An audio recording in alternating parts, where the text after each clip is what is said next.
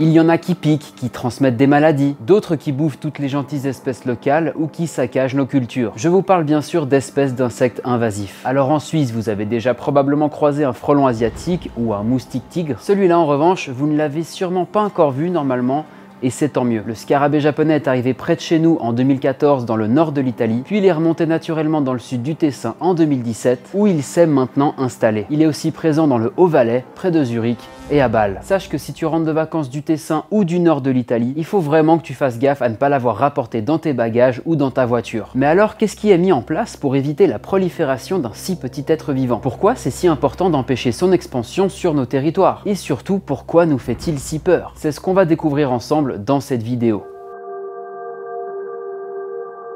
Avant de se focaliser sur les dégâts du scarabée japonais, qui selon le FAG pourrait s'élever à une centaine de millions de francs par année, il est important de bien comprendre ce qu'est une espèce invasive. C'est une espèce vivante introduite hors de son habitat naturel et dont la prolifération provoque des dégâts dans le milieu dans lequel elle s'installe. Cela concerne aussi bien les végétaux que les animaux, les micro-organismes comme les maladies, des mammifères aux insectes en passant par les oiseaux, les mollusques, les vers, etc. Pour devenir envahissante, l'espèce doit rencontrer des conditions favorisantes, que ce soit la nourriture, l'espace ou encore le climat. Elle n'est souvent plus affectée par ses ennemis et prédateurs naturels de son pays d'origine qui ne l'ont pas suivie dans son nouveau milieu. Ce qui veut dire qu'elle n'est donc pas régulée et sa prolifération peut devenir alors incontrôlable. Voici quelques exemples d'espèces invasives en Suisse. Le frelon asiatique, la fourmi de feu, l'escargot géant africain et la coccinelle asiatique. Évidemment, il y a aussi plein de plantes invasives qui menacent l'environnement, mais on va rester concentré sur les insectes dans cette vidéo. Et plus particulièrement sur lui, le scarabée japonais, car c'est l'une des plus grosses menaces actuelles pour notre pays et le continent européen en termes d'agriculture et d'environnement. Popia japonica. Le scarabée japonais est originaire de l'est de l'Asie, principalement des grandes îles du Japon. En dehors de sa zone de répartition d'origine, il a été détecté pour la première fois en Amérique du Nord en 1916, où il a été accidentellement introduit. Pour ce qui est de l'Europe, c'est sur les îles portugaises des Açores qu'il a été observé pour la première fois dans les années 70, avant d'arriver réellement sur le continent en 2014 en Italie, où un foyer à proximité de l'aéroport de Malpensa a été signalé. En Suisse, ce scarabée a fait son apparition plus récemment, en 2017, mais sa prolifération a été rapide et préoccupante. L'espèce n'a pour le moment jamais été observée dans les autres pays limitrophes, la France, l'Autriche et l'Allemagne. D'ailleurs, on sait grâce à la génétique qu'il est arrivé chez nous depuis le continent américain, et non pas depuis le Japon. Comment on le reconnaît? Il est important de mémoriser ses particularités.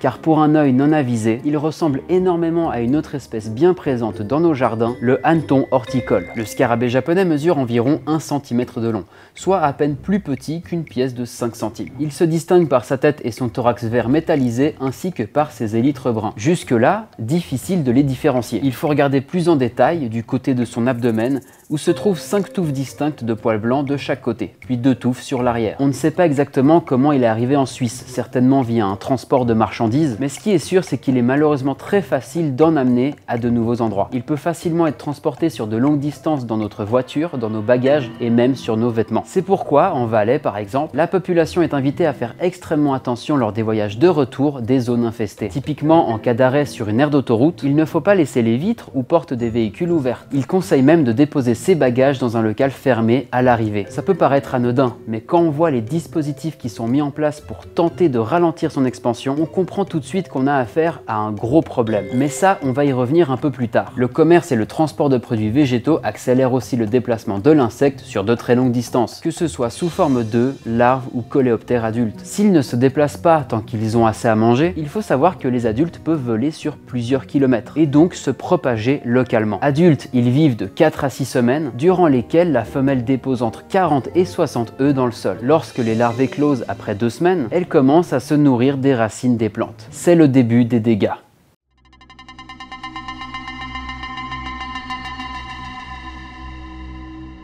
Au Japon, son pays d'origine, il n'est pas considéré comme un ravageur important. Chez nous, c'est différent. Il cause des destructions importantes dans nos cultures, s'attaquant à plus de 300 plantes de familles diverses. Alors que les larves ravagent avant tout les prairies et les surfaces engazonnées, grignotant les racines, les principaux dommages sont causés par les adultes, qui se nourrissent de feuilles, de fleurs et de fruits. Chez nous, ce sont notamment les pommiers, vignes, framboisiers, haricots, houblons, maïs, rosiers, mais aussi des plantes sauvages, comme les érables, hêtres, chênes, tilleuls et saules qui sont touchés. Les adultes se groupent et dévorent les plantes du haut vers le bas, commençant par les feuilles les plus tendres. Ils se montrent surtout actifs lorsque les températures dépassent les 20 degrés, que le vent est faible et l'humidité de l'air supérieure à 60%. Pour ce qui est des larves, elles s'en prennent principalement aux racines des graminées, donc les gazons et pâturages. Forcément, elles font beaucoup de dommages sur les terrains de foot et de golf, les campings, les jardins privés et parcs publics. Enfin, le scarabée japonais entre en compétition avec les espèces locales, perturbant les chaînes alimentaires et les écosystèmes. Les corneilles et les sangliers étant friands de ces larves, ils peuvent être à l'origine de dégâts secondaires, comme sur cette image. Selon le département de l'agriculture des États-Unis, l'impact du ravageur s'élève à environ 400 millions de dollars par année.